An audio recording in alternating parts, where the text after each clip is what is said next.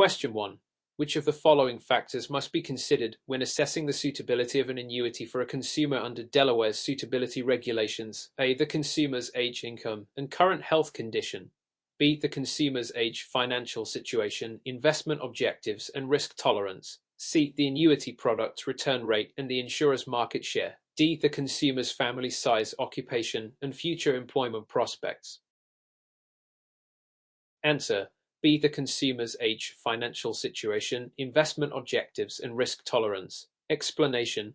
Delaware regulation requires insurance agents to assess the suitability of annuity products based on a comprehensive analysis of the consumer's personal and financial profile. This includes factors like age, financial situation, investment objectives, and risk tolerance. A detailed suitability analysis ensures that the annuity chosen aligns with the consumer's needs and goals. According to Regulation 187, agents must provide products that match the consumer's best interest, ensuring proper documentation and disclosure are provided.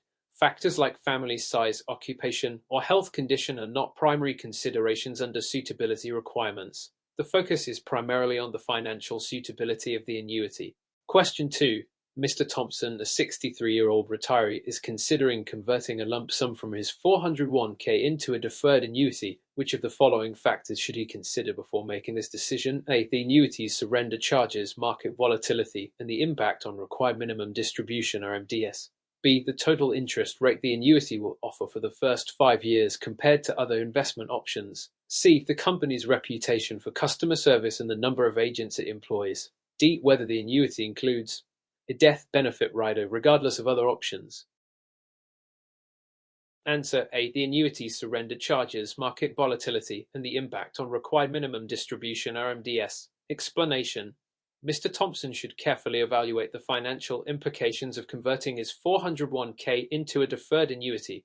Key considerations include the impact of surrender charges, especially if he needs to access the funds before the annuity reaches maturity. Additionally, since Mr. Thompson is 63, he will need to plan for required minimum distribution (RMDS) at age 73 as of recent tax law updates.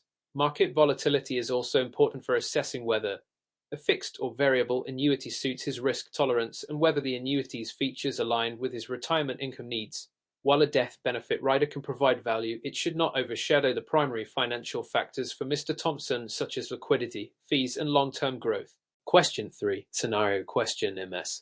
Davidson, 55, is looking to purchase a variable annuity. She has an aggressive investment strategy, seeking higher returns from equities, and is willing to accept a moderate level of risk. Which of the following would be the best option for her based on her risk tolerance and investment strategy? A. A fixed annuity with a guaranteed interest rate. B. A variable annuity with equity subaccounts and a flexible payout option. C. A deferred annuity with a guaranteed minimum withdrawal benefit. D. An immediate annuity with a lifetime income option.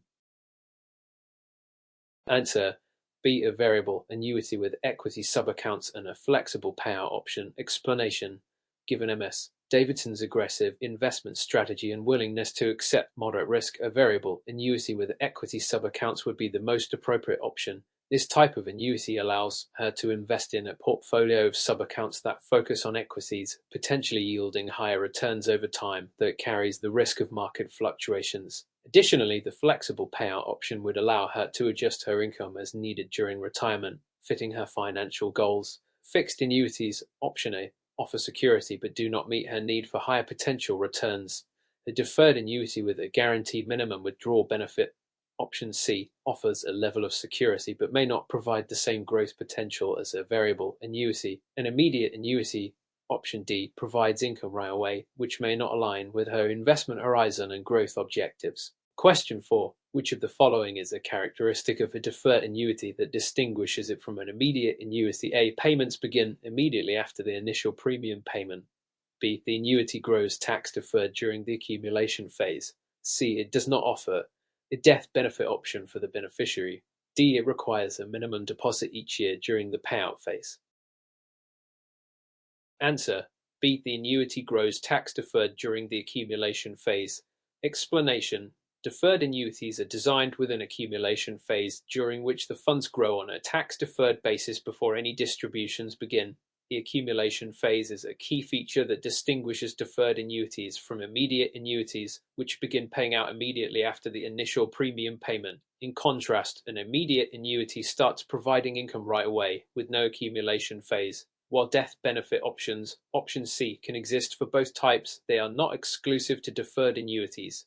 Minimum deposits, option D, during the payout phase are not a requirement for deferred annuities. Question 5. In Delaware, what is the primary focus of Regulation 187 regarding annuity transactions? A. Requiring annuity agents to assess the age and occupation of clients. B. Ensuring that agents offer annuities with the highest return rate available. C. Ensuring that annuity transactions meet the consumer's best interest and suitability. D. Mandating a fixed minimum rate of return for all annuity products sold.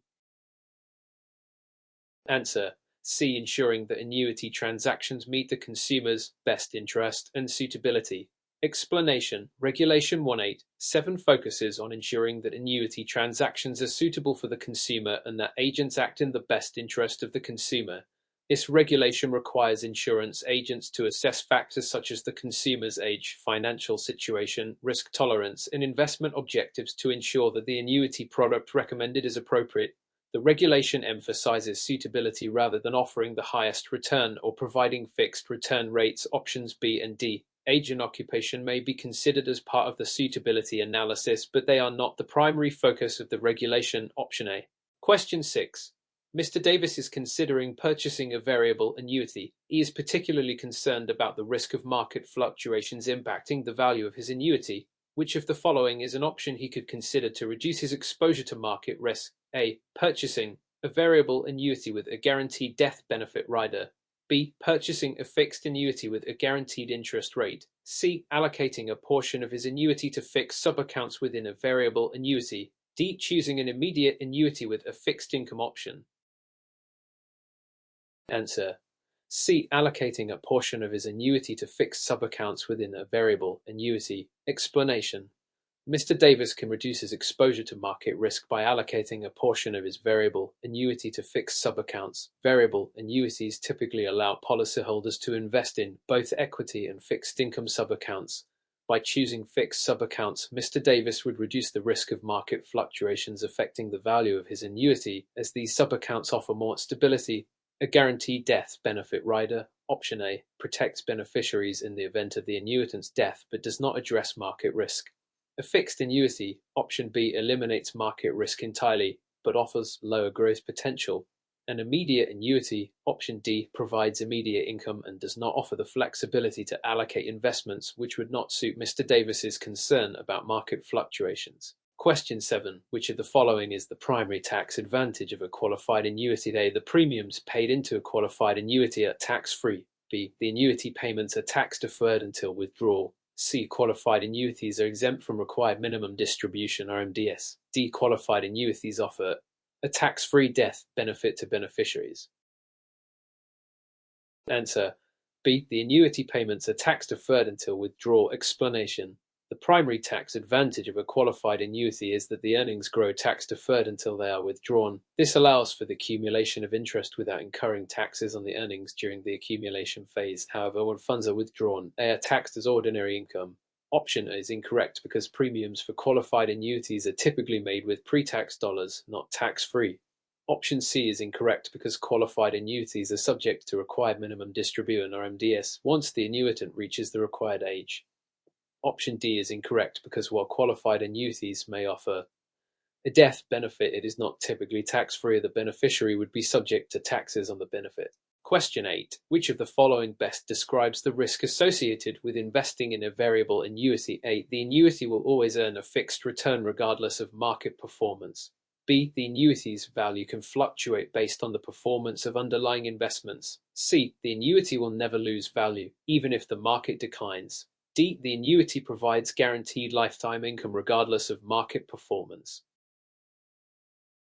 Answer: B. The annuity's value can fluctuate based on the performance of underlying investments. Explanation: Variable annuities are linked to the performance of underlying investments, typically mutual funds or sub-accounts that invest in equities, bonds, and other assets. As a result, the value of the annuity can fluctuate depending on market performance. This means that the annuitant faces the risk of market loss. Option is incorrect because variable annuities do not guarantee a fixed return. Option C is also incorrect because the value of a variable annuity can decrease due to poor market performance, while variable annuities can offer guaranteed lifetime income. Option D, this is only available through specific riders or features, and the value of the annuity can still fluctuate during the accumulation phase. Question 9. Which of the following is an example of a consumer protection law under Delaware's insurance regulations for annuities? A. Insurance agents are required to disclose their commission structure to clients.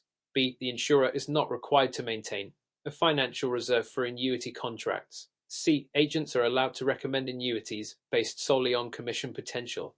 D. Annuities can be sold without a suitability assessment if the consumer requests a specific product. Answer A. Insurance agents are required to disclose their commission structure to clients. Explanation. Under Delaware law, insurance agents are required to disclose their commission structure to consumers to ensure transparency and prevent conflicts of interest. This is part of consumer protection to make sure the consumer understands the costs involved in purchasing an annuity. Option B is incorrect because insurers are required to maintain financial reserves for annuity contracts to ensure they can meet future obligations. Option C is incorrect because agents cannot recommend products based solely on commission potential, and they must act in the best interest of the consumer. Option D is also incorrect because annuity sales must always be suitable to the consumer's financial needs, and agents cannot skip the suitability assessment even if the consumer requests a specific product. Question 10. When an annuity is surrendered before the end of its contract period, which of the following is most likely to occur? A. The insurer will return the full value of the annuity's investment. B. The annuitant may face surrender charges and penalties. C. The annuitant will receive a higher payout than if they had waited until the contract's maturity. D. The annuitant will not be subject to any tax implications for early surrender.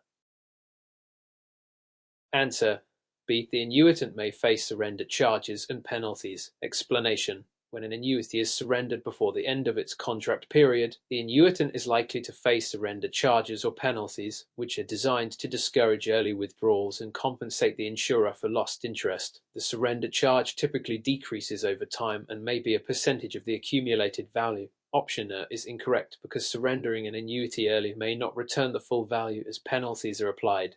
Option C is incorrect because the payout is usually lower when an annuity is surrendered early. Option D is incorrect because early surrenders may trigger tax implications, including penalties for early withdrawal if the annuity is qualified e.g. before age 591. Question 11. Which of the following is true regarding the tax treatment of withdrawals from a non-qualified annuity? A. Only the interest earned on the annuity is taxed upon withdrawal. B. The entire amount withdrawn is taxed as ordinary income. C. The original investment is taxed, but the earnings are tax-free. D. Withdrawals are subject to capital gains tax. Answer A. Only the interest earned on the annuity is taxed upon withdrawal. Explanation. In a non-qualified annuity, only the earnings, interest, or gains are taxed when withdrawn. The original principal investment is returned to the annuitant tax-free because it was made with after-tax dollars. The earnings, however, are taxed as ordinary income, not capital gains, because they are considered interest or income, not investment gains. Option B is incorrect because only the earnings are taxed, not the entire amount. Option C is incorrect because the earnings are subject to tax, not tax-free. Option D is incorrect because non-qualified annuities are taxed as ordinary income, not at the capital gains rate. Question 12. In a joint and survivor annuity, which of the following occurs? A. Payments continue for the lifetime of the first annuitant only. B. Payments continue for the lifetime of the surviving annuitant. C. Payments stop after a specified period regardless of death. D. Payments are only made to the primary annuitant for a set term.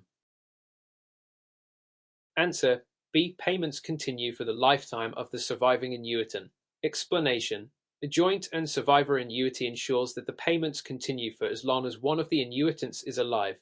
In the event of the death of the first annuitant, payments continue to the surviving annuitant for their lifetime, which provides financial security for both parties. Option is incorrect because a joint and survivor annuity provides benefits beyond the death of the first annuitant. Option C is incorrect because the annuity payments do not stop after a specified period, they continue as long as one annuitant is alive. Option D is incorrect because joint and survivor annuities are designed for both annuitants to receive payments during their lifetimes. Question 13. What is a key feature of a fixed-indexed annuity? A. The return is based on the performance of an equity index, such as the S&P 500. B. It offers a fixed, guaranteed interest rate with no market risk. C. The annuitant can choose individual stocks to invest in. D. It provides a payout based on the performance of a mutual fund portfolio. Answer A. The return is based on the performance of an equity index, such as the S&P 500. Explanation. A fixed indexed annuity offers returns based on the performance of a specific equity index like the S&P 500, but it also includes a minimum guaranteed return to protect against market loss. It is designed to provide the potential for higher returns than a traditional fixed annuity, with less risk than a variable annuity.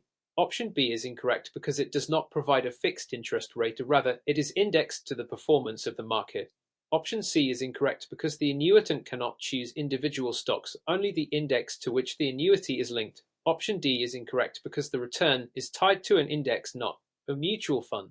Question 14. Which of the following is not a characteristic of a variable annuity? A. The value of the annuity is directly tied to the performance of underlying investments. B. It offers a guaranteed fixed interest rate. C. The annuitant assumes the investment risk. D. It allows for the possibility of higher returns compared to fixed annuities. Answer. B. It offers a guaranteed fixed interest rate. Explanation. A variable annuity does not offer a guaranteed fixed interest rate. The value of a variable annuity is tied to the performance of the underlying investments, which can include stocks, bonds, or mutual funds. The annuitant assumes the investment risk, meaning their account value can fluctuate based on market conditions. Fixed annuities, on the other hand, offer a guaranteed interest rate. The potential for higher returns. Option D is a benefit of variable annuities due to their exposure to the financial markets. Question 15. Which of the following is an advantage of a deferred income annuity? A. Payments start immediately after the annuity is purchased. B. The annuitant can choose to begin receiving income at a future date. C. The annuity's value fluctuates based on the market. D. The annuity provides a lump sum payment at the start of the contract. Answer. B. The annuitant can choose to begin receiving income at a future date. Explanation. A deferred income annuity allows the annuitant to choose when they want to start receiving income, often at a later date, such as after retirement. This provides flexibility and ensures that the annuitant can delay the start of their payments while their investment continues to grow. Option is incorrect because a deferred income annuity does not begin payments immediately, it starts at a future date. Option C is incorrect because the value of a deferred income annuity is typically fixed, not market dependent. Option D is incorrect because the annuity does not provide a lump sum payment, it offers a stream of future income. Question 16. Which of the following best describes a life-only annuity option? A. It provides a set number of payments to the annuitant.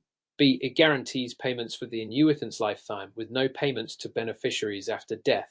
C. It offers payments for a fixed number of years with the possibility of additional payments. D. It allows the annuitant to choose the frequency of payments, e.g., monthly or annually. Answer. B. It guarantees payments for the annuitant's lifetime with no payments to beneficiaries after death. Explanation. A life-only annuity guarantees payments for the annuitant's lifetime, but once the annuitant dies, no further payments are made even to beneficiaries. This is one of the simplest and most basic types of annuities, providing lifetime income with no residual value. Option A is incorrect because a life-only annuity does not provide a fixed number of payments, it lasts for the annuitant's life. Option C is incorrect because life-only annuities do not provide additional payments beyond the annuitant's lifetime. Option D is incorrect because the life-only option does not provide the flexibility of choosing payment frequency. Question 17. Which of the following is true regarding the impact of inflation on annuities? A. All annuities provide a cost of living adjustment (COLA) to counteract inflation. B. Fixed annuities provide guaranteed income but may not keep pace with inflation. C. Variable annuities are not affected by inflation. D. Inflation has no effect on the value of a variable annuity. Answer. B. Fixed annuities provide guaranteed income but may not keep pace with inflation. Explanation. Fixed annuities provide guaranteed income, but the payout amount does not change over time, which means it may not keep pace with inflation. Over time, inflation can erode the purchasing power of the fixed income provided by the annuity. Option is incorrect because not all annuities provide a cost of living adjustment (COLA). Option C is incorrect because variable annuities can be affected by inflation depending on the performance of the underlying investments. Option D is incorrect because inflation can affect the purchasing power of the returns from a variable annuity even though the value may fluctuate based on market performance. Question 18. Which of the following is a primary disadvantage of an annuity with a long surrender period? A. It typically offers a lower rate of return. B. The annuitant may face high surrender charges if they withdraw early. C. It does not provide any death benefits to beneficiaries. D. It guarantees a fixed return regardless of market conditions. Answer: B. The annuitant may face high surrender charges if they withdraw early. Explanation: an annuity with a long surrender period may impose significant surrender charges if the annuitant withdraws funds before the end of the surrender period. These charges can reduce the amount of money the annuitant receives if they need to access the funds early. Option A is incorrect because a long surrender period does not necessarily mean a lower rate of return. Option C is incorrect because many annuities provide death benefits to beneficiaries. Option D is incorrect because many annuities with long surrender periods, such as variable annuities, are subject to market fluctuations rather than guaranteeing a fixed return. Question 19. What does the term annuitization refer to? A. The process of purchasing an annuity with a lump sum payment. B. The conversion of an annuity's accumulated value into a stream of periodic income payments. C. The ability to withdraw funds from an annuity before the contract's maturity. D. The addition of riders to an annuity contract for enhanced benefits. Answer: B. The conversion of an annuity's accumulated value into a stream of periodic income payments. Explanation: annuitization refers to the process of converting the accumulated value of an annuity into a stream of regular income payments. This process typically begins once the annuitant is ready to start receiving income from the annuity. Option A is incorrect because purchasing an annuity is not annuitization, but rather the initial step. Option C is incorrect because withdrawing funds before the maturity date is a form of early withdrawal, not annuitization. Option D is incorrect because adding riders to an annuity contract enhances benefits but does not directly relate to the annuitization process. Question 20. Which of the following is the main advantage of an annuity with a guaranteed minimum withdrawal benefit? The annuitant can withdraw the entire accumulated value at any time. B. The annuitant will receive guaranteed withdrawals regardless of market performance. C. The annuitant can change the payout frequency at any time. D. The annuity provides a fixed interest rate for the duration of the contract. Answer: B. The annuitant will receive guaranteed withdrawals regardless of market performance. Explanation: a guaranteed minimum withdrawal benefit ensures that the annuitant will receive a minimum level of withdrawals each year even if the market performance of the annuity's underlying investments is poor. This benefit provides security by guaranteeing a set amount of income regardless of how the investments perform. Option A is incorrect because GMWB only guarantees a minimum amount to be withdrawn, not the ability to withdraw the entire accumulated value. Option C is incorrect because payout frequency is usually predetermined and GMWB does not provide flexibility in that regard. Option D is incorrect because GMWB does not guarantee a fixed interest rate but rather guarantees withdrawals. Question 21.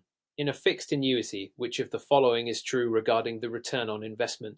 A. The return is tied to the performance of the stock market. B. The return is based on a fixed interest rate that does not change. C. The return is determined by the performance of mutual funds chosen by the annuitant. D. The return can vary each year depending on inflation rates. Answer: B. The return is based on a fixed interest rate that does not change. Explanation: a fixed annuity provides a guaranteed return based on a fixed interest rate, which does not change over the life of the contract. This makes fixed annuities a low-risk option, as the annuitant can be sure of the return. Option A is incorrect because the return on a fixed annuity is not tied to the performance of the stock market. Option C is incorrect because the return on a fixed annuity is not determined by mutual fund performance, so that is a feature of variable annuities. Option D is incorrect because fixed annuities do not adjust for inflation. Question 22. Which of the following would most likely be a reason to choose a variable annuity? A. Guaranteed fixed income regardless of market performance. B. The potential for higher returns based on market performance. C. Lower fees compared to fixed annuities. D. Guaranteed return of principal upon death. Answer: B. The potential for higher returns based on market performance. Explanation. A variable annuity allows the annuitant to invest in different portfolios, such as stocks or bonds, which can fluctuate in value based on market performance. This provides the potential for higher returns compared to fixed annuities, though it also comes with greater risk.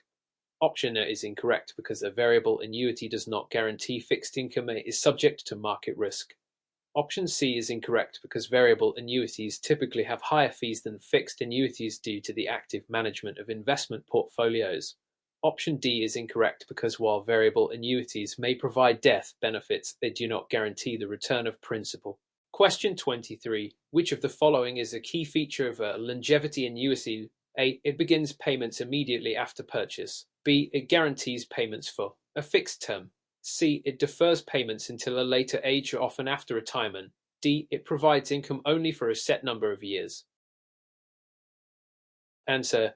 C. It defers payments until a later age, often after retirement. Explanation. A longevity annuity is designed to start payments at an advanced age, typically after retirement, providing long-term income to protect against the risk of outliving one's savings. This deferral feature helps individuals plan for their financial needs in later years. Option A is incorrect because a longevity annuity does not start immediately, it has a deferred payment structure. Option B is incorrect because longevity annuities are not designed to provide fixed-term payments, but rather to provide lifetime income starting later in life. Option D is incorrect because longevity annuities provide income for the annuitant's lifetime, not just a set number of years. Question 24. What is the primary risk associated with purchasing a fixed annuity? A. The possibility of not receiving any payments. B. The inability to access the annuity's funds early without penalties. C. The potential for market losses to reduce the annuity's value. D. The possibility that inflation could erode the purchasing power of payments. Answer D. The possibility that inflation could erode the purchasing power of payments. Explanation. A primary risk with fixed annuities is that the guaranteed payments may not keep pace with inflation. Over time, as the cost of goods and services rises, the fixed payments from the annuity could have less purchasing power. Option A is incorrect because fixed annuities are designed to provide regular payments. Option B is not the primary risk, although penalties may apply for early withdrawals. Option C is incorrect because fixed annuities do not expose the annuitant to market losses. This is a risk more relevant to variable annuities. Question 25. Which of the following is true about a qualified annuity? A. It is funded with after-tax dollars. B. It provides tax-free income during retirement. C. It is subject to required minimum distribution (RMDS). D. It does not have to comply with federal regulations. Answer. C. It is subject to required minimum distribution (RMDS). Explanation.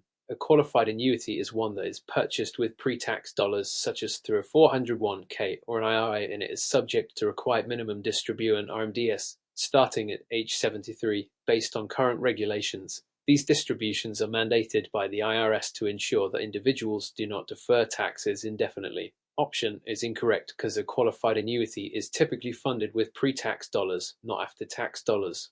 Option B is incorrect because the income from a qualified annuity is taxable, not tax-free. Option D is incorrect because qualified annuities must comply with federal regulations. Question 26. What is the main difference between a fixed indexed annuity and a variable annuity? A. Fixed indexed annuities offer returns based on a stock market index, while variable annuities offer returns based on the performance of specific investments chosen by the annuitant. B. Fixed indexed annuities guarantee a fixed interest rate, while variable annuities provide no guarantees. C. Fixed indexed annuities provide income for a specific number of years, while variable annuities provide lifetime income. D. Fixed indexed annuities are only available in retirement accounts, while variable annuities can be purchased in both retirement and non-retirement accounts. Answer A. Fixed indexed annuities offer returns based on a stock market index, while variable annuities offer returns based on the performance of specific investments chosen by the annuitant. Explanation. Fixed indexed annuities link their returns to a stock market index, providing the potential for higher returns than fixed annuities, but without direct exposure to market volatility. Variable annuities, on the other hand, allow the annuitant to select specific investments like mutual funds with returns dependent on the performance of those investments. Option B is incorrect because variable annuities offer guarantees through certain riders and fixed indexed annuities do not guarantee a fixed interest rate. Option C is incorrect because both types of annuities can provide lifetime income depending on the contract. Option D is incorrect because both types of annuities can be purchased in retirement and non-retirement accounts. Question 27. What is the purpose of a death benefit in an annuity contract? A. To provide tax-free income to beneficiaries. B. To guarantee that the annuitant's heirs will receive the original purchase price or a specified amount. C. To allow the annuitant to withdraw their funds without penalty. D. To ensure that the annuitant can continue receiving income after their death. Answer: B. To guarantee that the annuitant's heirs will receive the original purchase price or a specified amount. Explanation: a death benefit in an annuity ensures that the annuitant's beneficiaries receive either the remaining value of the annuity or a predetermined amount, such as the original purchase price, providing some financial security for heirs. Option A is incorrect because death benefits are not necessarily tax-free. Option C is incorrect because a death benefit does not allow the annuitant to withdraw funds without penalty. It pertains to the annuitant's heirs. Option D is incorrect because a death benefit is for heirs, not for continuing income for the annuitant. Question 28. Which of the following is an example of an annuity rider? A. Guaranteed lifetime withdrawal benefit. B. Fixed interest rate. C. Market index performance. D. Variable investment options.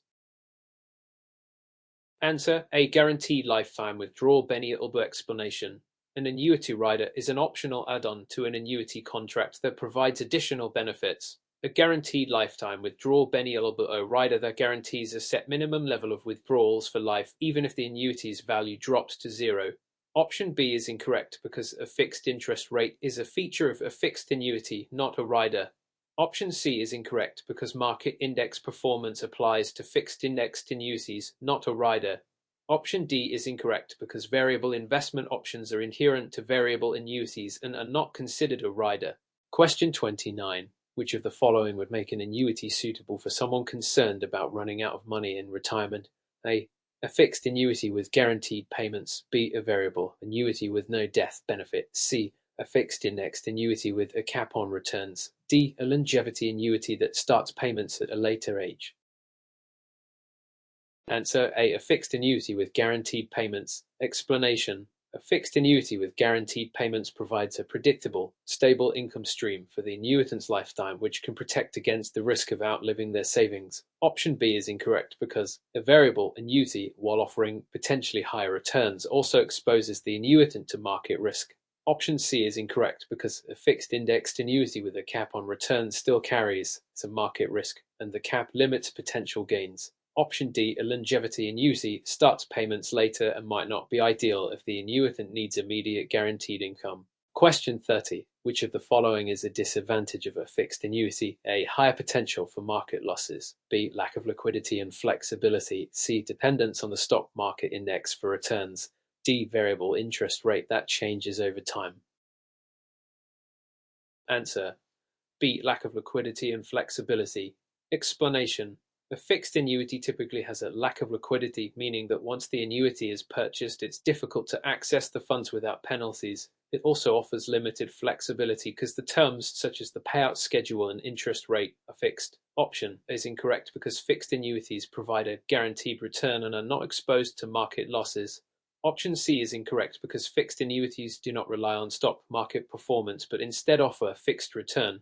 Option D is incorrect because fixed annuities offer a guaranteed interest rate which does not change over time.